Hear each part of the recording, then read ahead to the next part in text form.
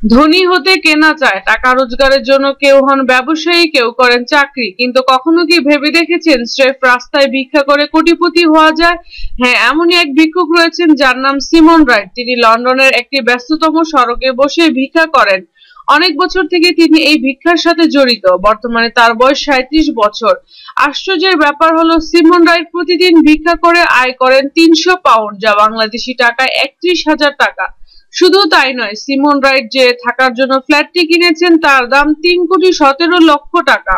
বিশ্বাস করা কঠিন হলেও এটি সম্পূর্ণ সত্য যে সিমন রাইটের সম্পত্তি ও আয় দেখলে কেউ বিশ্বাস করবে না যে তিনি শুধুমাত্র ভিক্ষা করে এসব করেছেন। তিনি লন্ডনের রাস্তায় প্রতিদিন সকাল 9টা থেকে বিকাল 5টা পর্যন্ত ভিক্ষা করেন। একটা কুকুর সবসময় তার পাশে থাকে। কুকুরকে সঙ্গে করে নিজেকে গৃহহীন ও ক্ষুধার্ত বলে সবার থেকে করুণভাবে ভিক্ষা চান এবং এই কাজে তিনি বেশ পারদর্শী। ছুটির সব দিনেও তিনি একই নিয়মে ভিক্ষা করেন, আর এভাবে মানুষের দয়ায় ভিক্ষা করে তিনি এত বিপুল পরিমাণ সম্পত্তি গড়েছেন যা পুরো জীবনে একজন সফল ব্যক্তির দ্বারাও সম্ভব হয় না।